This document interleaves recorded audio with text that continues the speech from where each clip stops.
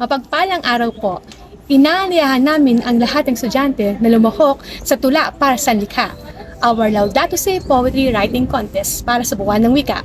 Malugod naming inaasahan ng inyong pakikisa sa proyekto na ito. Sama-sama natin ipagdiwang ang Laudato Si gamit ang ating sariling wika ngayong Agosto. Maraming salamat po.